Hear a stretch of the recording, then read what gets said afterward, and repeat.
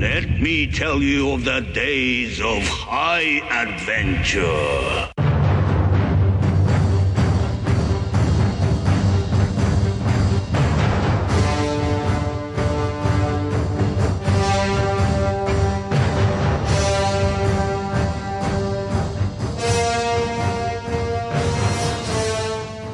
Hi, this is Kevin. And I'm Eric. And this is 6 Degrees of Schwarzenegger, the podcast where we take a long, hard look back at some of our favorite action movies from the era of Arnold. Schwarzenegger is the icon of the genre, and we're taking a deep dive into some of these 80s and 90s cult action movies and breaking them all the way down.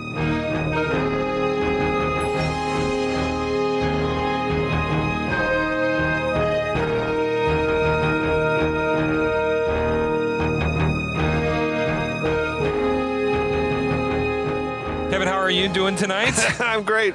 Welcome back, Eric. Welcome back, listeners. Yes, Hello, welcome back, everyone. Yes. Thanks for joining us again in the dead of winter, probably by now, for this wonderful revisit of an 80s. This is a really like a cult movie, I feel like. It super is. And Yeah.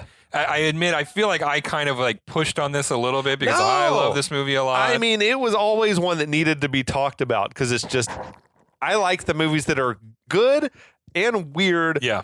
and have a lot of like subtext and things Yes. to pick apart. That's my favorite. Right. So, I mean, the worst thing a movie can be is boring, and this movie is not boring. that's one thing it's definitely not. What's your personal history with this? Well, so I watched this movie when I was a kid multiple times with my father. My father loved this movie growing up, and so we watched this a couple of times. And so this is sort of a part of my experience all the way back in the 1980s.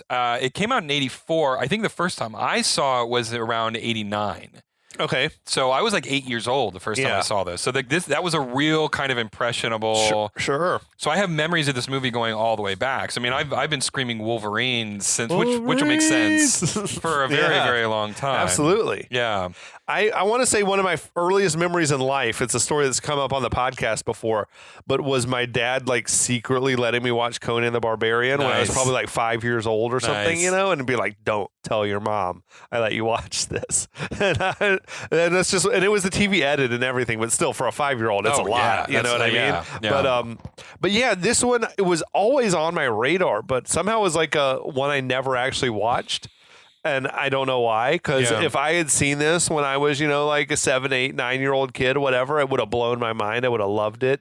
Because this was on basic cable, I think, like all the time. Oh, constantly. I mean, that's this and Roadhouse. Yeah, this all was the my time. first exposure. So many of 80s and early 80s and mid 80s action movies, my first experience was on TBS. Yeah. I mean, the first time I saw the original Mad Max, which is 70s, but still was on TBS with commercials, right? Rad, yeah. You know, and it's such a weird thing to watch That's Mad how I watched like Max. Beastmaster. You probably watched it like Oh, me yeah. all the time. All the time. It was on every weekend. Yeah. And Rocky 2 and Rocky 4, not Rocky 3. Never Rocky 3. They didn't have the rights to that one, apparently. Yeah, it was wild shit. Well, it and is. a lot of Chuck Norris flicks. I saw so many Chuck Norris movies growing up. Yeah. But yeah, with Rocky, I was an adult before I saw Rocky 3.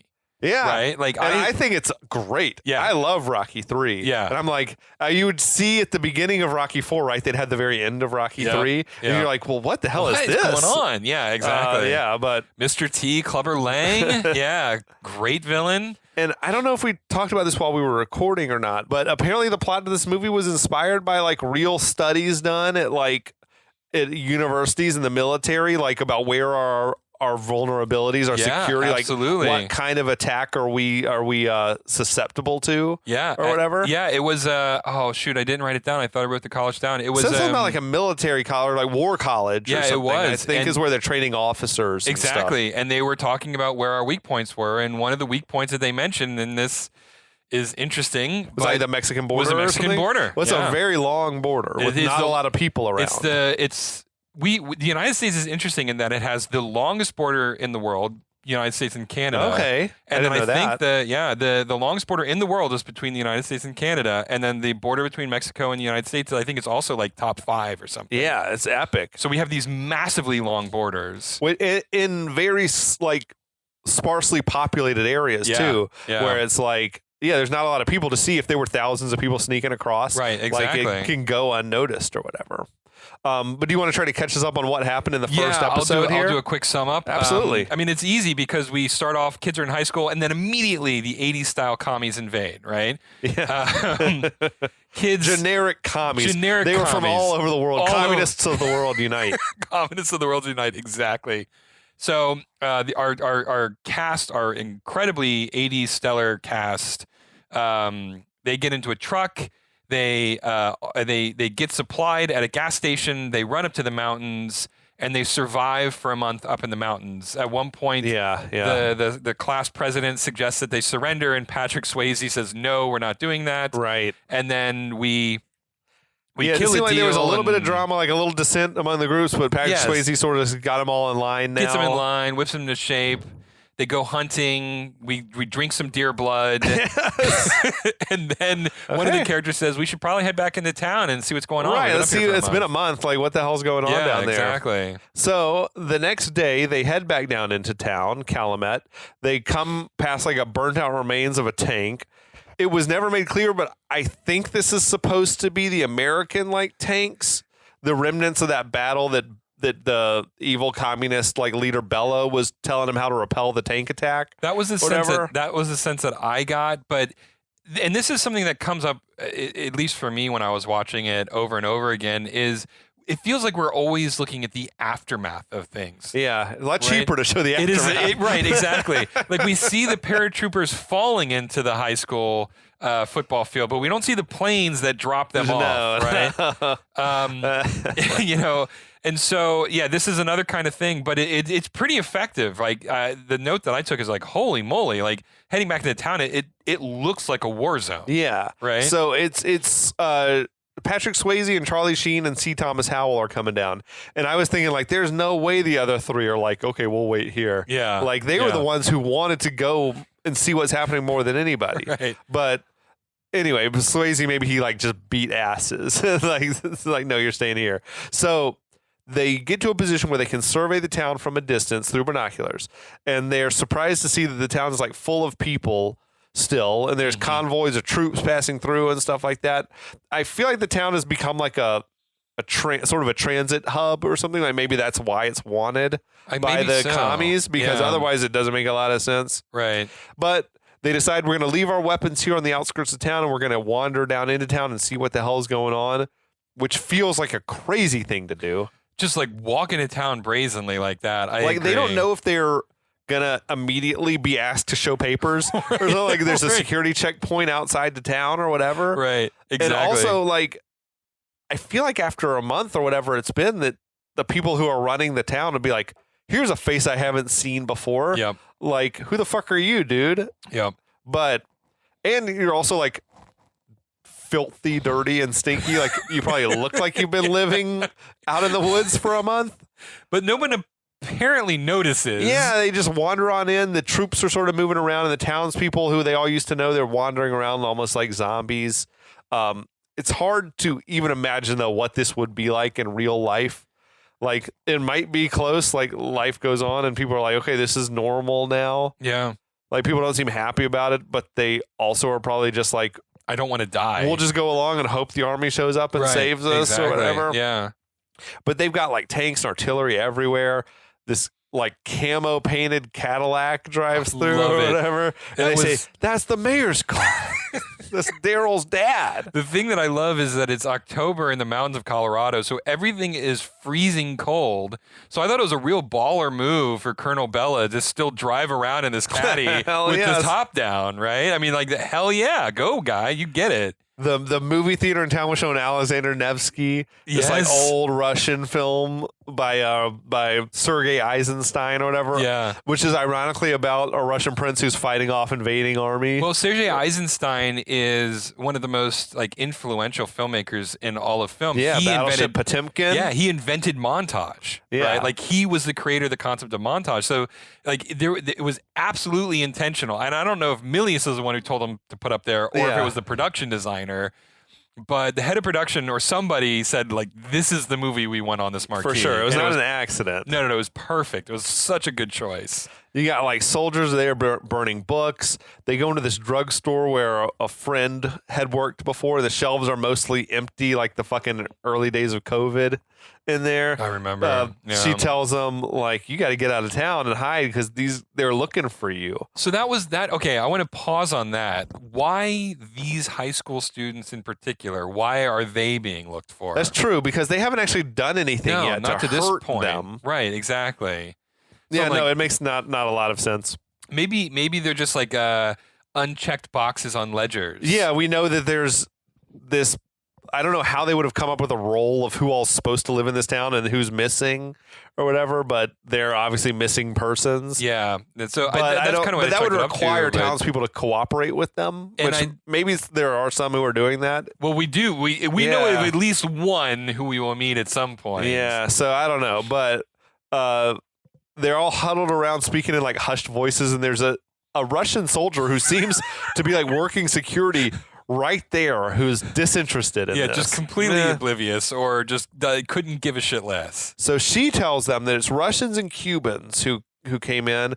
Swayze asks, where's my dad? And she tells them that he was one of the people who got arrested because they thought he'd be a troublemaker. And was sent to a re-education camp. And I'm using scare quotes. Yeah, for sure. Now. So she says this is something we're not supposed to talk about. And I was wondering, like, I don't know how the communists would go about determining who was a troublemaker. Right. Exactly. I have that same question because some people they other just than kill like on sight. who owns a lot of guns. Yeah. Probably you're one who we don't want to let out of our sight or whatever like that. That's fair, but at the same time though, that some people they just kill indiscriminately. Yeah. So why would you keep the super militant pro rah-rah American guys in an education camp and then just randomly murder other people? Right. Right. She tells them they turn the old drive-in into this camp for the troublemakers. So the boys leave there. She says, I'm going to pray for you.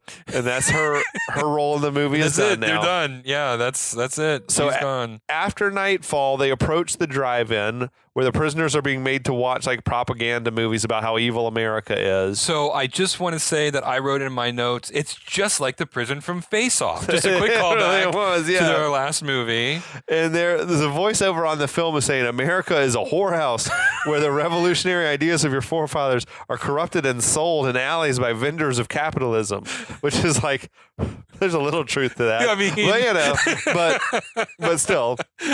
They walk along the fence line there until they see a familiar face inside. It's a friend of their dad's. So this seems like really high-risk behavior to me to be doing. Oh, my God, yes. But Swayze, one of them, says, go find our dad. And then C. Thomas Howell's like, is my dad in there? And he's like, I'll look for you. So this guy returns with Swayze and Sheen's dad, played by Harry Dean Stanton, who's pretty, like, beat up. It seemed like there's something wrong with him almost. Like at first I thought he was blind. Yeah, I know. Because he seemed to be like just staring right through him like he didn't quite see him or something. But maybe it's like him just making a performance choice like I'm in shell shock or PTSD or something. Here. He's worked with David Lynch. So, right. But they never say anything about him being like damaged or anything like I mean, that. other than a limp, but that just could be just from a skirmish, right? You know? But so this was the missed opportunity, I feel like, where if you had Emilio Estevez in that part, then this definitely would have been Martin Sheen, like playing the dad, and it would have been kind of rad to see them all on film together or whatever. I agree, though, that this did get paid off in Hot Shots Part 2 when Charlie Sheen obviously is the protagonist of that movie, and it's a Rambo 2 parody, and they're going through the deltas of Vietnam. And Martin Sheen is on the other boat comes fast. And the narration transitions from Charlie Sheen to Martin Sheen. Okay. So we do get that at some point, but yes, I agree. Like it would be an amazing moment. So Dad tells him that, I knew you were alive out there. I know I was hard on you sometimes and you hated me for it, but now you understand. I mean, it's like, did he always know the commies were coming? Right. It's like C. Thomas Howell's dad. I always knew this day was coming. Right. This is a town in Colorado. Everybody lived there because they knew the commies were coming at some point. Yeah. It's like, and that's why I was such an abusive dad. Right. It was just a weird speech he gave. It was really strange. And unhealthy and toxic to the extreme. Yeah, it sounds like their childhood was hell. Awful. I know. So Swayze then asks, why are they keeping you here at the re-education camp? And he says it doesn't matter. Everything's gone now, and I'm not going to be around to look after you anymore. It's like pretty grim outlook. So Charlie Sheen then is like, what happened to Mom? And Dad doesn't say anything, which would seem to imply that she's probably dead. Mm-hmm. He tells the crying sons that there's no more time for tears. This speech is relevant later because it keeps getting like harkened back to or whatever. Yeah. Plus the bit about like, remember when we were little and we'd go to the playground and I'd swing you on the swings? I feel like that's like paid off at the very end of the movie. Yeah, very end. Yep. So C. Thomas Howell then asks, well, what happened to my dad? And Harry Dean Stanton says he doesn't know. Dad tells him, you better get going before you're captured. They exchange little I love yous. And then as they're walking off, Dad flies into a rage and he starts screaming at him, avenge me! Avenge me! And it's weird. Which is my favorite line of the whole movie. I actually, I had forgotten this completely. Yeah. And then this happens out of nowhere because there's no context for it. He's making a loud racket now. I feel like he's this is going to get some attention. This is going to get some attention. Wait, who's he talking to? Yeah, there's some American who's saying, avenge me. We need to go. Right. And I burst out laughing, actually. I actually, took a point in my notes. It's comical. Yeah, it is. I think it's unintentionally comical. It was wild. It was also narcissistic shit. Yeah. Oh, because he's not be careful or keep yourselves alive or try to escape. It's like, no, avenge me. Risk your safety to avenge me. Nothing's even happened to him yet. No, nothing has happened. He's being held captive, right? Sure, but there's plenty of people who've already been murdered at this point. He's not dead, yeah. There's really nothing to avenge at this point. But the guards are slacking. This doesn't get their attention or whatever. So later on, the boys, they approach a cabin where there's an elderly couple, the Masons, that are living there. Mm-hmm. They're happy to see the boys. They welcome them in, have them warm up by the fire. I guess they're friends of the family or something. Yeah, I just sort of accepted it as these are people that they know. Town. Yeah, everybody knows everybody. So there's a bit of dialogue that says they've been holed up for 5 weeks. So I guess that's how long it's been. Mm-hmm. I feel like the first thing they would want to do is get showers, but that doesn't happen. That does not happen. So the old man tells them, that no one had seen you boys in so long that we all thought you had headed to free America. Which we get context for what that means later. Yeah, it's a safe zone where the communists don't occupy. Mm-hmm. Then he says, you boys is in occupied territory. You're 40 miles behind enemy lines, right smack dab in the middle of World War III. Okay. Oh, yeah, we're really hitting the world. This is the second time World War III's been invoked at this point. Well, they're pretty close to the front, all things considered, right? 40 miles behind enemy lines. I feel like that's why it's a high activity area, is because this is the front line. Yeah, I agree. They're up in the mountains, and we do get a little bit of context for why the mountains are relevant later in the movie. Yeah. So Mr. Mason then asks him, why do you risk coming to town? Swayze says, we're looking for information since we haven't talked to anybody since this all started. Now, Mrs. Mason comes in with some cups of soup. Mr. Mason goes to the back room and returns with a transistor radio for them to take and a bottle of liquor, which is amazing. This will keep you warm. He says, I feel like that shit would last 30 minutes. There's with no way. 6 dudes. Oh, yeah. They're going to hit that so hard. It's not going to last at all. So then he warns the boys, stay clear of town because people have started being killed at night and the communists are telling the people in town that you guys are doing it. Which makes no sense. Right. We come back to why? It's also a weird little subplot that's never mentioned again. It's never paid off. Right. So C. Thomas Howell asked the Masons if they know what happened to his parents. Mr. Mason says that the communists killed your dad after discovering all the missing guns and supplies from the store because he was supporting, whatever rebels or some shit. So that's a sad end for Mr. Mason. C. Thomas Howell breaks down crying. Swayze gets real pissed off. And C. Thomas Howell, to me, was doing the best acting I've probably ever seen from him when he's like, you didn't do anything wrong. Yeah. And all that stuff. He feels guilty, I guess, that they got him killed. Mr. Mason says, no, the commies killed him. Don't you forget that or whatever. The dude playing Mr. Mason was a good-ass actor. I know. I looked him up. He's an Oscar winner. Oh, that I did not know. Guy, I just he was selling that role of the old man in the cabin. He was best supporting actor for The Last Picture Show. Really? Yeah, which I remember liking that movie, but I don't remember much else about it. So I need to watch that again. But yeah, Ben Johnson is his name. Academy Award winner Ben Johnson in Red Dawn. You would think that, like, in later prints of the movie, like DVD movies, they would give him top billing, right? Academy Award winning winner Ben Johnson. For sure. Also Patrick Swayze. But so Mr. Mason says, no one knows where your mom is. Yeah. He tells them they need food, they need a place to sleep, come on by anytime. Mr. Mason says, we got a couple of heirlooms we want you boys to hide. Which was a weird word for... Yeah, the grandma or Mrs. Mason got alarmed. At first I thought for sure, like, oh, he's got like old guns he wants them to take or something like that. But it's not old guns. No. He pops open this hatch on the floor. There's two young girls in there, Leah Thompson and Jennifer Grey. Two icons of the 80s. His granddaughters. And it's like, well, this is interesting. I don't know. I mentioned before, I was so into Jennifer Grey as Ferris Bueller's sister. I thought she was just like so hot. Mm-hmm. But I got like a bad habit of being into like sort of like bitchy chicks or whatever. That's my kryptonite. But it's wild to think that like later on she was going to go do Dirty Dancing with Swayze, and then she had the scene with Charlie. She did like scenes with Charlie Sheen and Ferris Bueller. Yeah, and it's just like it's so wild how intersecting all these 80s young stars. I mean, we talked about how so many of the cast of this movie showed up in The Outsiders. Half of them were in The Outsiders. Yeah. A couple of them were the leads of Dirty Dancing. It's like wild. It's crazy, yeah. But Leah Thompson, she'd obviously like catapult to really big success after this with Back to the Future. So now Mr. Mason says these girls snuck their way to us. The communists had tried to have their way with them. Which is like a really specific thing to say. And I will say that it feels like it's something that comes up over and over again, specifically with Grey's character. Yeah.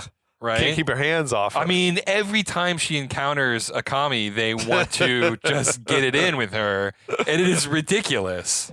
So Mr. Mason, he wants the boys to take them, and don't tell me where you're taking them, right? So I can't be forced to tell the commies where they are, whatever. Which is smart. That's smart. Yeah. I think sending them off with a bunch of horny dudes is probably like unwise. Who've been up in the mountains for a month and tossing two young hot girls in with 6 dudes is like, I feel like it's gonna cause problems. Recipe for disaster. The dudes are gonna be at each other's throats pretty quickly. Yeah, I think so. Shit. But they're surprisingly gentlemanly about the whole thing. It never really plays out that way, but it does seem like it'd be like, bringing a hen around a bunch of roosters or whatever. But so now the Masons outfit them with horses, give them some more ammunition. Here's some bullets for your granddaddy's gun. Specifically, again, we talked about this in the last episode. Yeah. That cult comes up multiple times over the course of this movie. Yeah. So it sends them on their way, which I was just wondering, like, what the hell are these horses gonna eat? Like right now, I feel like they can graze. But like in another month or two, everything that they would want to eat is going to be dead, and they're going to need like hay. I mean, I feel like with all movies, the horses have plot armor. We need them to be in the movie. They survive, and so we're not going to worry about it. We're just going to assume. Yeah. So now later on that night, they're all huddled around the campfire, listening to Radio Free America. The station is giving updates and coded messages to like resistance fighters trapped. The chair is against the wall. John has a long mustache. Yeah. Which is apparently from another movie. That's a reference from another movie. Yeah, okay. Which I don't remember the name of it right now. But yeah, John I read the same thing and I can't remember the name either, but it was another like a Radio Free Europe World War II flick or whatever. Total reference to World War II. So now this is another one of the ideas that's very interesting, and then never again is Radio Free America play any part in the story. So C. Thomas Howell, he's still inconsolable about his parents are probably dead. The girl, so one of them's like just things are different now. That's it. That's an understatement. I actually, in my notes, I have a break at the things are different now line because it felt so... Like, it's such an inflection point, the way they said it and the way they lingered on her when they said that line. It felt like we have changed. We have changed into a new section of the movie. Maybe that's the end of Act 1. Yeah, that's what I feel like, right? Okay. Yeah. So sometime later, Darren Dalton and Danny, they see a communist truck like coming up the road up the mountain. So they run to tell the others. 3 Russians arrive at a scenic sort of viewpoint. They get out to look around and take pictures. There's a marker up there for Arapaho National Forest, which does exist, but it's in like the northern part of the state. That's where I'm like, it's nowhere near where the actual real life town of Calumet had been, but it's like way up near Rocky Mountain National Park and everything like that. So I don't know. I'm at a loss on where within the state of Colorado they're supposed to be. I don't think that they know where they are in the state of Colorado. Yeah, I don't know. Honestly. So the commies, they're looking around at the historical marker. One Russian asks the other, "What does it say?" You read English, and then this dude gives them a completely wrong translation of what it says, which is funny. Like, he is literally just making things up. Because all it said was like, "This is 20,000 square acres of untouched forest set aside on this year," or whatever. Right. And he's like, "Oh yes, yeah, this plot, Teddy Roosevelt led a famous battle against the Indians and the cowboy army and all this stuff." And it was like, "This is the biggest battle of the American West." And all the other 2 dudes are like, "Very impressive." I took that as intentional. Like I thought that like, okay, because I have in my notes, like, even evil communists like being tourists. Yeah. Right? And so this guy's like, they think I know how to read English. I need to impress them, right? Yeah. So I took that as like an intentional kind of gag, right? Oh, yeah. It was certainly meant for like a little comic relief moment. Right, exactly. Yeah. It was funny, too. It worked, yeah. So now they're taking turns having their pictures taken by the marker, and one of the soldiers finds an arrow lying on the ground, and now we see there's a few of the kids are like sort of hiding just below where they are. So I want to pause here again because we mentioned this in the last episode. This movie plays it really fast and loose with time. When they're looking over the bluff and they see the cars walking in, they have at least a half hour. I would think so. To leave. Well, yeah, because they have that moment where they're like, "We got to go warn the others." Right. And then it's hard to tell if they've been warned and they're laying in wait for them, or if they're like, "Oh my God, we didn't get by away." Surprise, right? And they're hiding. Yeah, and so it wasn't clear to me what the intentions there were. No clue. And the way it read, given how scared they were, it felt like that they had been caught unawares. And that's how it seemed, because they weren't like armed and ready to fight or anything like that. Yeah. But so the dude finds the arrow on the ground and he starts speculating this is an ancient Native American artifact. And the brains of the group was like it's made of metal and plastic, dude. It was more humor.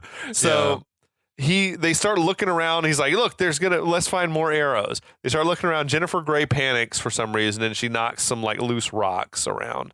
So one of the Russians goes chasing after Jennifer Grey. Another one grabs Leah Thompson, who was there. Danny like notches up an arrow and shoots the Russian who's grabbed Leah Thompson in the back. Him being the first one to get violent is like kind of a surprise because he was been like sort of the most passive of the group or whatever. But I think we argue like he's really just defending. They're just defending themselves right now. Yeah. So the guy who shot in the back, he tries to crawl away, but the girls grab him, and Jennifer Grey picks up the AK-47 and like just lets him have it. Hey, that was a pretty hot moment. I mean, yeah. So now the other boys, they're taking cover in the forest while the Russians are like pursuing them. C. Thomas Howell pops out and blows one of them away with a shotgun blast. C. Thomas Howell, he like, it makes sense to me. He's been out of sorts ever since learning about his dad. Like he's been bloodthirsty a little bit. So now the last remaining Russian, he tries to flee and they just open fire on him, like all of them. He gets back to the truck and he's like bleeding all over the place from like multiple gunshot wounds, it seems. So this bit's pretty dark because he gets in the truck, gets the radio, and he's pleading for help.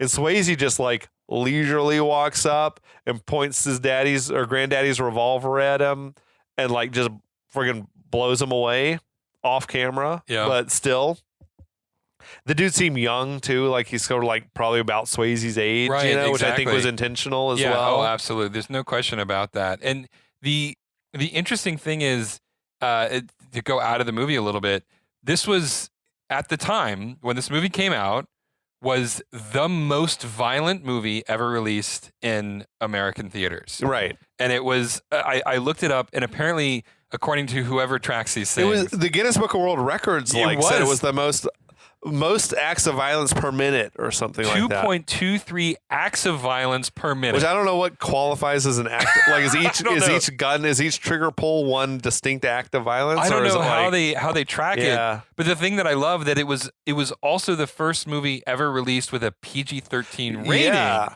I got some notes on that for sure for later, but yeah, it's like, and this is like if there's such a thing as a hard PG-13, this is like a hard PG-13. Because that is a really personal kill moment, right? Yeah. Like that is a moment that most movies would get an R for. Like there's not a ton of blood splatter in the movie or anything like that, which probably saved it from being an R. Yeah. And not a lot of bad language, but But in my memory of the movie, the kids had just immediately become like stone cold killers. But it's taken a little bit of time. No, it is. I think. Yeah, it is. I mean, I think it's enough to justify their transition. Although once that light switch has been flipped, it's flipped. Like in my mind, it was like, oh, look at those parachutes. Get your guns. Like, let's start killing. But it wasn't quite like that. I was like, it's glad to see the little bit of time and like extenuating circumstances led to them starting to kill people because they're young kids. They right? are. Yeah. I mean, even if we assume that Swayze's not 32, and his character is like a few years out of school, like 22. I mean, like that's a kid. That's still a kid. Yeah. So later on, the kids they're all gathered up in camp. And see, Thomas Howell is turning his shotgun into a sawed-off. Which this is something that I wrote down. Is there a logistical reason why you would turn something into a sawed-off shotgun other than trying to hide it? Right. I think.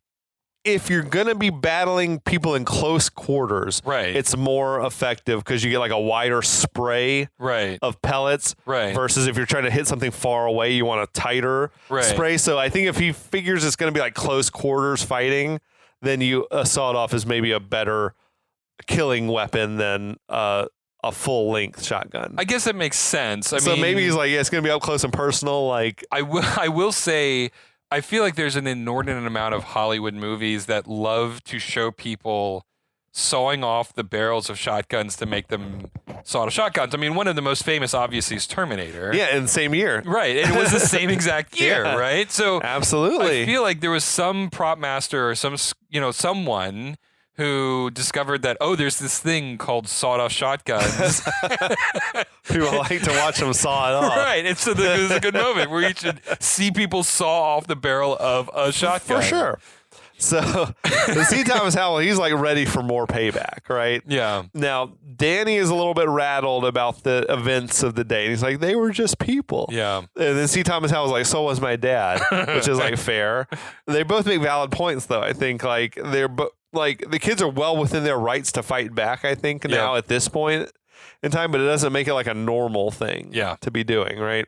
So Arturo then is like, what was it like? And C. Thomas Howell says it felt good. So again, like this goes back to, like, we talked about this in the last episode. I mean, he's one of the strongest characters in the film, like just his transition from innocent child to warrior, It seemed like it took the easiest with him. Right. Like he was predisposed to be a fighter or whatever. And that sort of raises the question of like Patrick Swayze and Charlie Sheen had horrible upbringing. As we've established at this point. What was it? Thomas Howell's dad like seemed very nurturing from the tiny bit of him that we saw. So what was it about this whole situation? Well, I think it was probably his dad getting killed pushed him over the edge, I guess. Okay. But But also, like at this point, Swayze tells the kids, like, from now on, none of us can go back to town. Like, they're gonna be looking for us now, whatever. So. Yeah, that's an understatement as well. But Charlie Sheen, this is the moment where Charlie Sheen tells Leah Thompson, why don't you make yourself useful and go do my dishes? Or whatever, and like hands her a dirty bowl. And she loses her shit. That shit was nuts. I paused the movie at that point. I had to take a break. Holy shit. Where did this come from? That's the one dude who's not going to be getting laid anytime soon. Not in the near future, no. I don't. It was such a weird battle of the war of the sexes moment. It was totally weird. I completely out of left field, right? Because by this point, Jennifer Grey had already, or was it? She was getting attacked. I guess Jennifer Grey killed one of the soldiers, but like they've been making themselves useful. Yeah, like already up to this point. So why it's don't you not make yourself useful and clean my bowl? Like there's been no point in the movie up to this point where they've been a burden, right? No. And B, like, there's been no point in the movie where Charlie Sheen has been established as being a misogynist. No, it was weird. It was weird. She takes the bowl and throws it back in his face and says, "The girls aren't here to do your dishes. We're as good as any of you guys." And then he's like, "What's up your ass?" He doubled down. I mean, I feel like this is like exactly how their dad probably was with their mom, you know? I mean, it tracks. Yeah. We got the impression that he's kind of was a dirtbag or whatever. Yeah, up to this point, yeah. So now, then Leah Thompson, she flips out on him. She says, "I'll kill you if you ever say anything like that again." Which is good for her, but like that's also extreme. So now a confused Charlie Sheen's like, "What'd I do wrong?" I mean, Jennifer Grey's like, "Bro, you were way out of line with that shit." I do feel like this scene might have been the first glimpse, though, into the type of performer that Charlie Sheen could be. Yeah. Because he really, like, there's something special about what he's doing here. It's like he's really selling these lines. The timing is perfect. Yeah. He just nailed it. Swayze seems like a little bit bothered, I guess, by the fact that they're at each other's throats here. Which makes sense. I mean, this is the first kind of real military encounter that they've had. I mean, at this point, they have kills notched on their, the stocks of their guns. It's a lot of stress to be under. Right, absolutely. Right? Yeah. So later on, Colonel Bella, and he's got a squad of soldiers, and they found the bodies of the dead Russians. But this is not at all where the killings happen. Right. And I'm wondering, like, did the body, they're sort of trussed up, the bodies were like bound up and stuff. I was like wondering, is this where they found the bodies? Did the kids bring the bodies back down the mountain? So whatever, or did the soldiers find them up in the mountain and bring them down? I don't know. There's a lot of parts of this movie where I'm like, okay, well, this is just, I want the movie to keep going, so I'm going to have to accept it. But I could not come up with an explanation for because why would these kids, I mean, they clearly were caught unawares, in my opinion. Yeah. So why would, after killing them, would they take the time to put them in? That shit would take a while. It would take a while. The only thing I can say is maybe if they find them near where your camp is, then you're probably going to get found out sooner. If you took them someplace else, maybe they wouldn't find you. I mean, that takes a lot of premeditation. But it would also take a long time to do this, and like they don't show any of that happening. Right, exactly. So this is another one of those moments where I'm like, okay, movie, I want to keep watching you, so I'm not going to pay attention to this. Let's move. Let's keep moving. But yeah, it made no sense watching these like dead corpses hogtied. Like, why did you hogtie them? There's no way the fact? Russians, there's no way the commies would hogtie them. No, there's no point to it. So it was just a strange moment, and we're going to just accept that it was strange. We're going to accept that this happened and move on. And keep powering through. So Bella, then he orders his guys, from now on, no one's going to leave the secure area except in like a large group. Which makes a lot of sense. Yeah. He also orders them to tell their command, whatever, that they've got a problem in this sector. Mm-hmm. So Bella says we're going to do interrogations back in town, starting with the mayor, because someone's got to know like who's doing this. I mean, I'll be honest, like the Bea is like, he knows what's going on. He's actually maybe one of the smartest characters for sure in the whole movie. Well, and we'll find out later, but his background is, no, I'm usually the other guy. Right. I'm usually on the flip side of this coin. Like, I'm the insurgent, I'm the revolutionary. It really is, to me, Bea, it represents a version of the script that didn't get made, right? This is the original draft, where it really was an anti-war commentary. And so you see it from the side of the Americans, and you also see it from the side of the insurrectionists.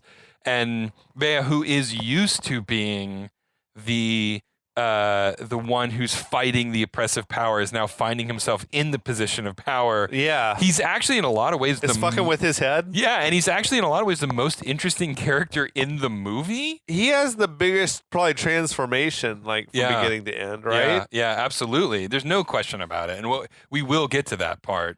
But so the heat is about to get turned up on the kids. Everything changes. Yeah, so that's a place where we can leave it for this week. Appreciate you checking back in with us. We'll be back next week with a lot more. This movie really does keep it moving. Always. I feel like we flew through that episode, and I'm glad about it. Yeah. So we're going to be back next week. Check us out on iTunes, on whatever. Where the fuck do people listen to podcasts? Yeah, Spotify. We're all over the place. All over the place. Check us out on Instagram because my man Eric's fired up the account. And he's hell making yeah. all sorts of posts. Check us out on the Last of the Action Heroes podcast network. Shout out to all those dudes who are doing awesome other like 80s and 90s action movie themed podcasts. It's rad as fuck. So check that out. And until then, we'll be back.